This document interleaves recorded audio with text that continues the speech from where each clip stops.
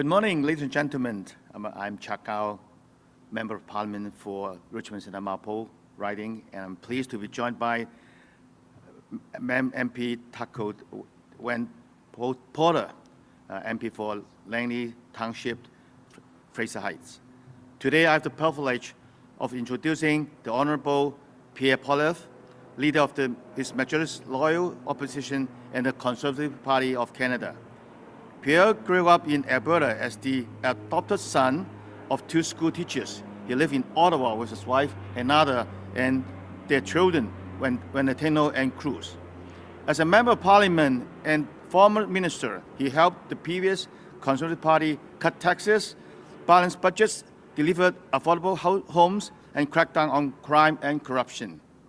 He shepherded the Accountability Act through the House of Commons to protect taxpayers from waste, fraud, and corruption.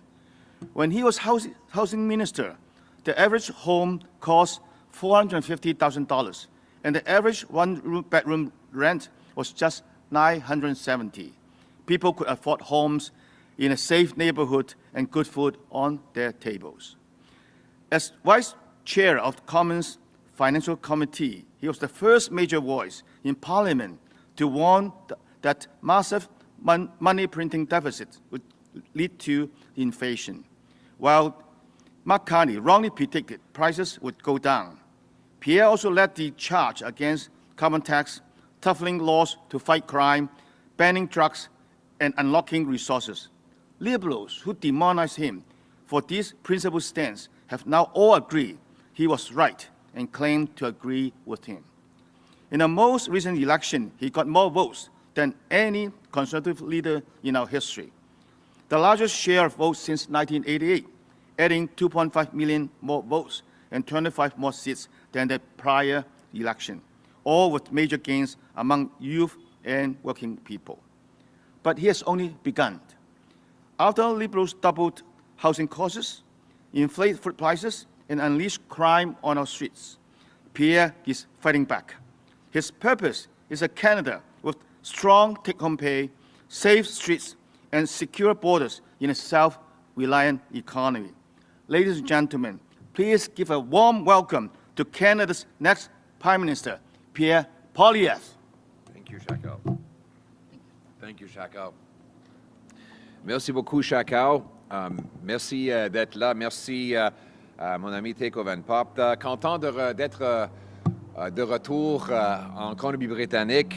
Partout où je vais, je rencontre des travailleurs, des entrepreneurs et d'autres Canadiens exceptionnels qui me rendent fier de travailler pour ce beau pays. Les gens qui m'ont parlé de leurs buts et de leurs rêves. Les Canadiens qui sont ambitieux, travaillants, passionnés pour leur projet.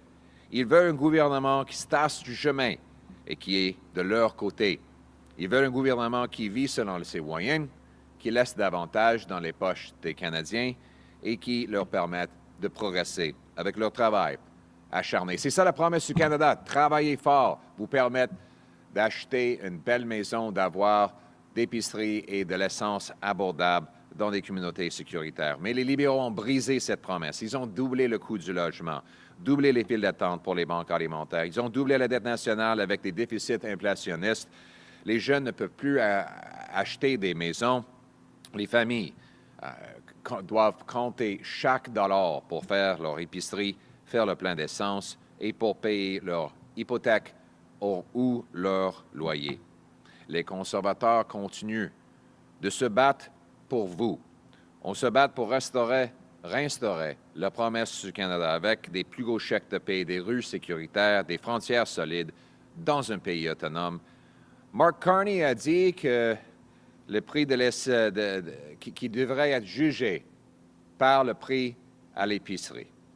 Mais après un an et demi de lui, le Canada a la pire inflation alimentaire dans tous les pays du G7. Les prix de l'épicerie continuent d'augmenter.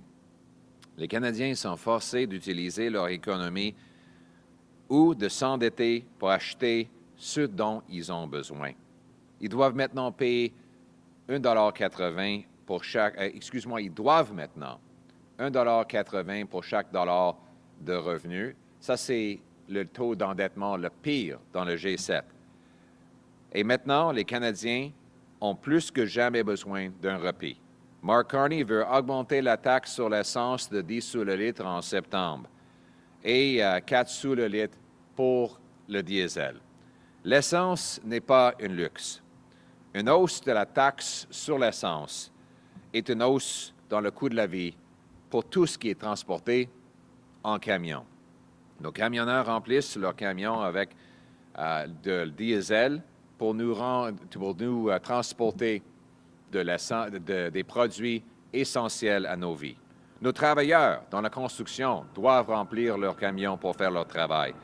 Les Canadiens ont besoin d'un répit des prix qui sont 20 sous le litre plus élevés au Canada qu'aux États-Unis, mesurés en litres et en dollars canadiens.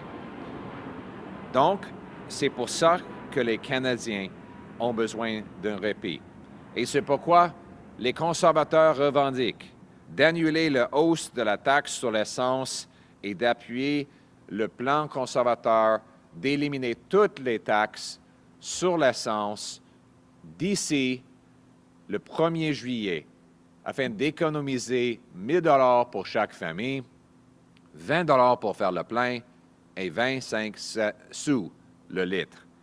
Une réduction comme ça va permettre les Canadiens de payer moins pour tout.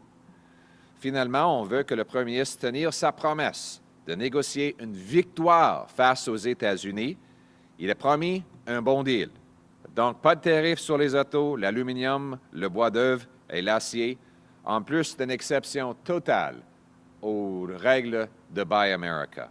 On doit utiliser nos ressources en minéraux et énergie comme levier positif et nos achats militaires pour inciter les Américains d'enlever les tarifs afin de pouvoir travailler avec nous pour un continent qui est plus fort, plus abordable et plus autosuffisant.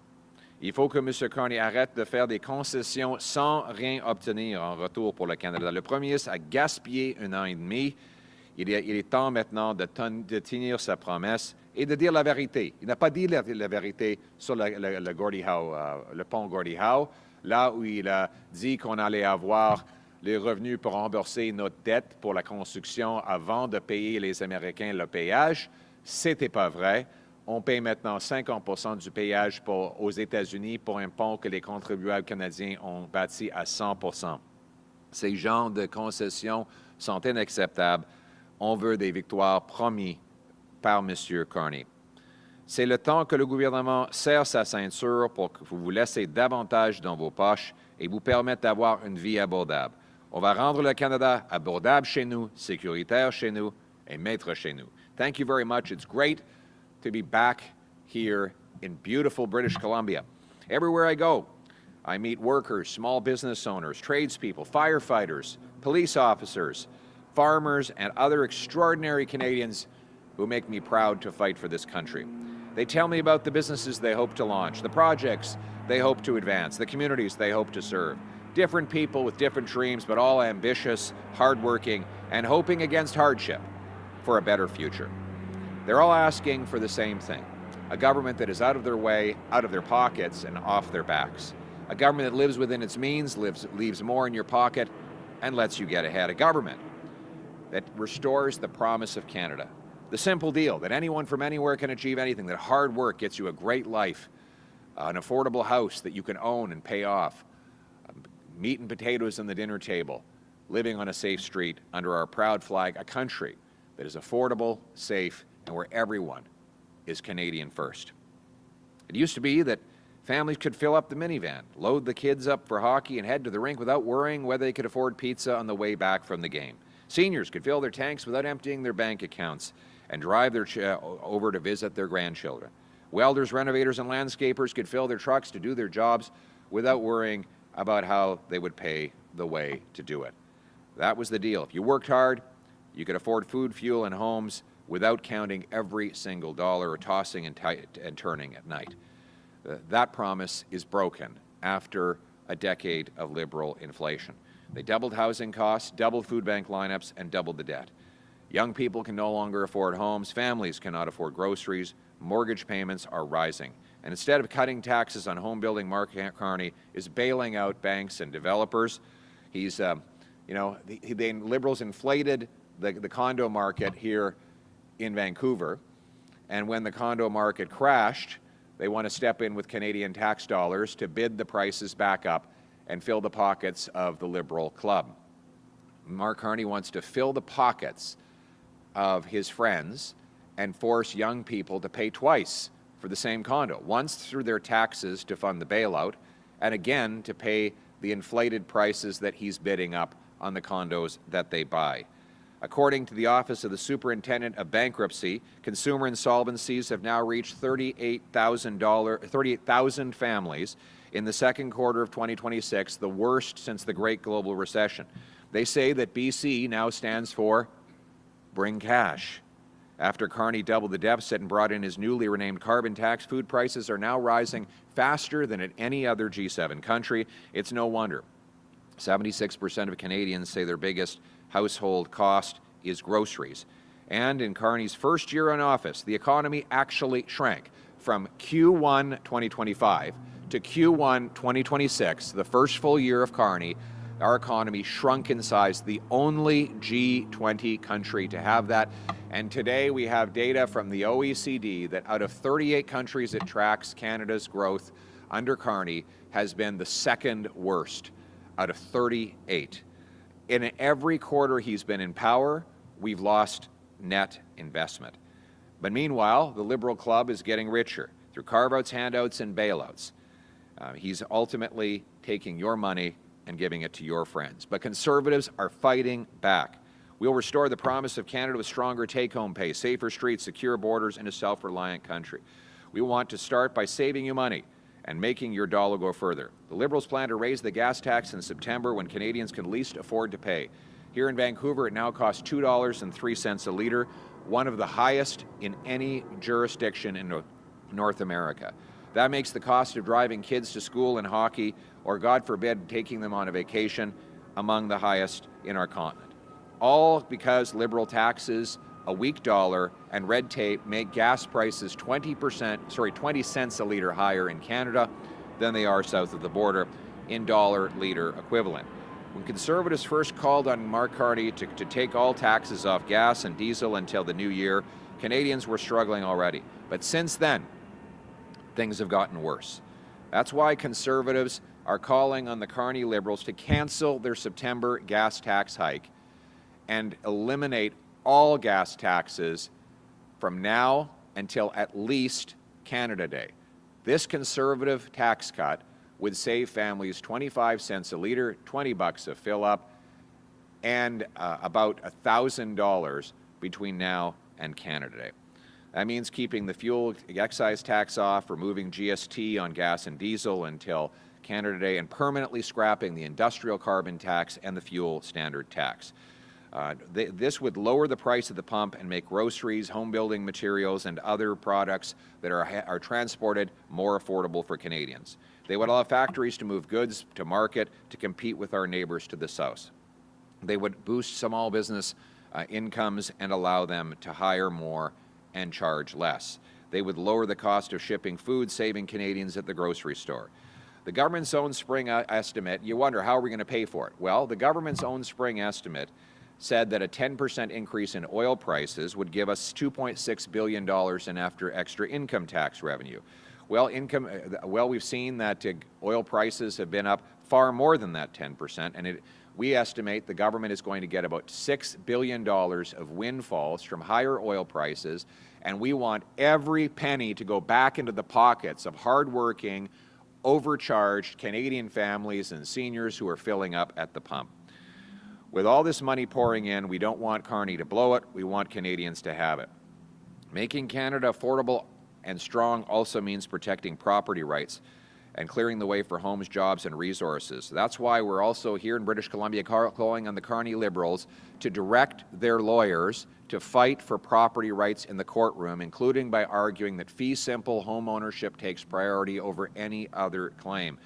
We're calling on them to also vote down the Musqueam Agreement, which threatens the rights of people in the Lower Mainland. No more land giveaways. Enough is enough. Reconciliation means working together towards richer, brighter futures of resource development, home building, and job creation for all, including Indigenous people. not threatening the property rights of decent, hardworking, law-abiding British Columbians.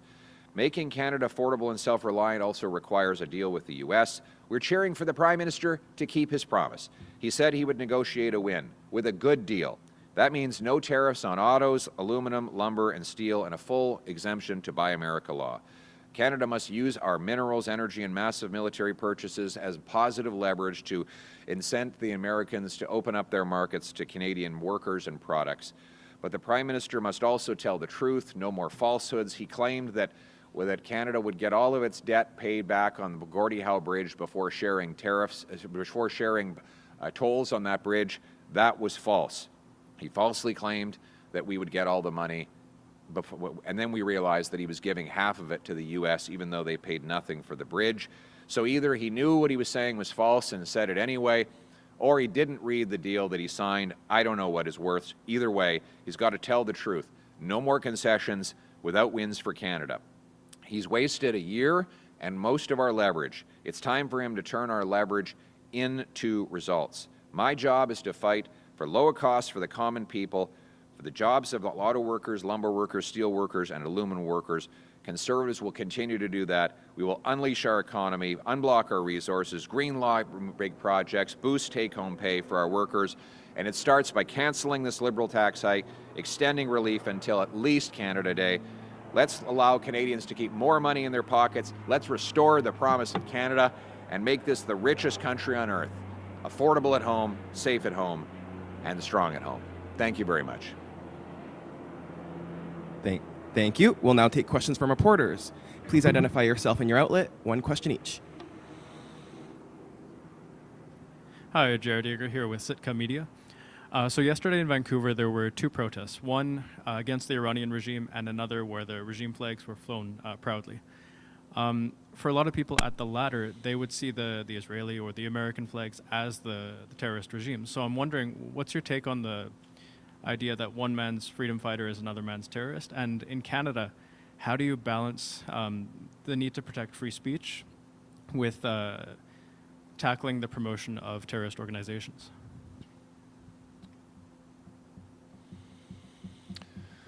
So the first part of the question is, what is a terrorist organization? And the answer, we have a legal definition. It's an organization that's listed under the anti-terrorism law as a banned terrorist entity. And that is based on advice from CSIS and other law enforcement. So Hezbollah, the IRGC, these are terrorist organizations. One can have differing opinions about other foreign governments, but that does not make foreign governments that you don't like to be considered a terrorist. So my position is very clear. The regime in Iran is a threat to Canada. They killed 55 of our citizens, 30 of our permanent residents by bombing PS Flight 752. According to Global News, there are 700 agents of the IRGC willingly operating on Canadian soil, threatening our people. We've had a professor from SFU go missing and be found dead after facing months of threats. The Persian community says that they have had constant threats and harassment by regime thugs. This is a regime that now is linked to, according to American court documents, at least two major shootings on Canadian soil, one of the U.S. Embassy in, the U.S. Consulate in Toronto, and the other a synagogue, and those are just the ones we know about. It is time for us to identify the willing agents of the IRGC who are operating on Canadian soil and kick them out of our country, to stop the regime agents who are willingly part of this terrorist enterprise from getting into our country, and to protect the Canadian people. We also oppose restarting any diplomatic relationship with the regime in Tehran.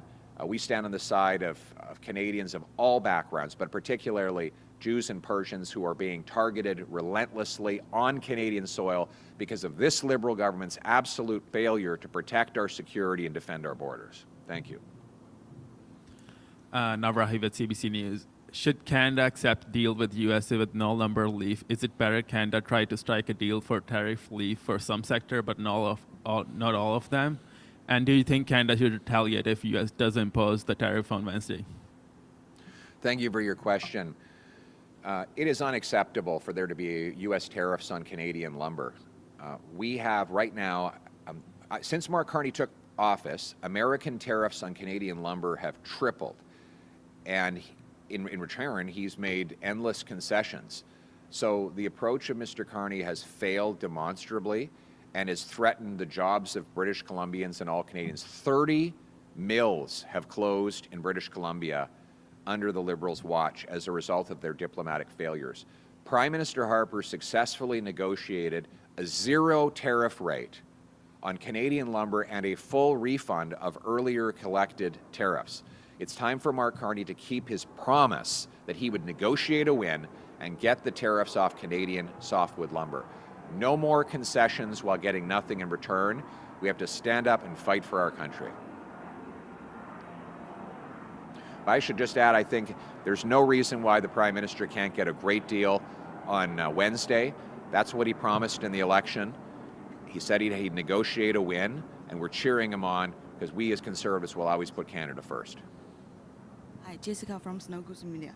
You argue that eliminating those taxes would put more money back to the pocket of Canadian families, but tax also pay the infrastructure and public services. How would you balance those tax relief with maintaining those services?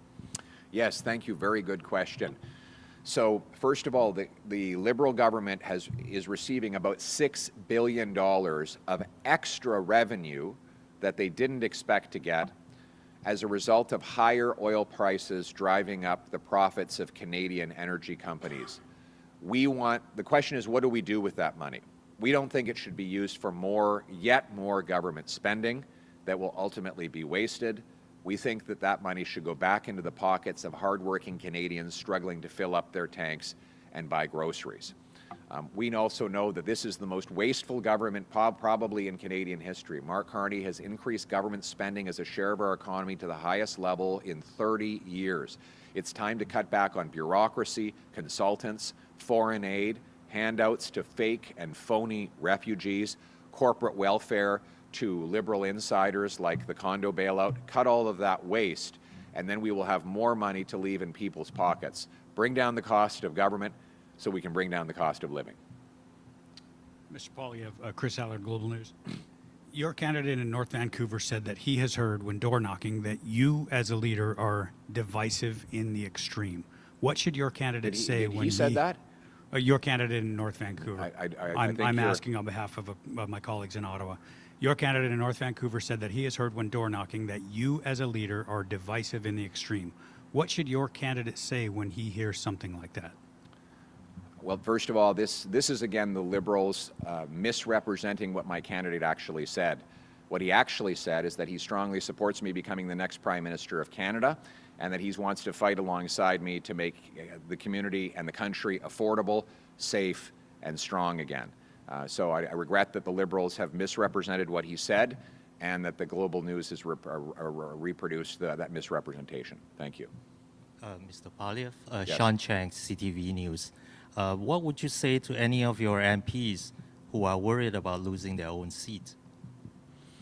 I would say that our job is to fight for Canadians, to fight for the jobs of Canadians, to fight for a lower cost of living and the safe streets of Canadians. Look, at the end of the day, our focus now should be on the fact that Mark Carney has broken his promises on grocery prices. He's given us the worst consumer insolvencies since the Great Global Recession. He has given us the worst household debt in the G7, and he's missing in action now on trade and the Gordie Howe Bridge. My job is to continue to fight for the common people, fight for affordability, and to fight for safe streets for our country, and that's what I will continue to do. We have time for one final question. Hi, just a quick follow-up. So building on my colleague's question here, veteran political strategist Dan Robertson recently penned an op-ed suggesting that Stephen Harper wouldn't be able to win a leadership race in today's Conservative Party.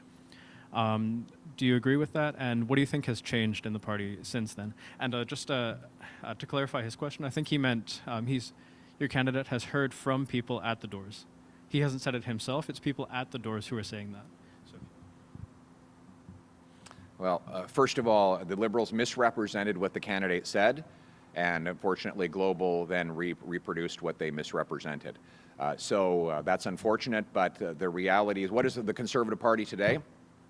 Conservative Party is the party that champions the working people of this country, the folks who get out of bed, work hard, pay their taxes, and play by the rules. That's why we got the biggest vote count in our history, and we're going to continue to fight for those people, the people who believe that they've done everything right, and yet they can't afford groceries, mortgage payments, or even buying a house. The people who worry about the growing crime on their streets, we are the only party fighting for them, and that's what the Conservative Party is today. Thank you. This concludes today's press conference. Excellent. Thank you very much.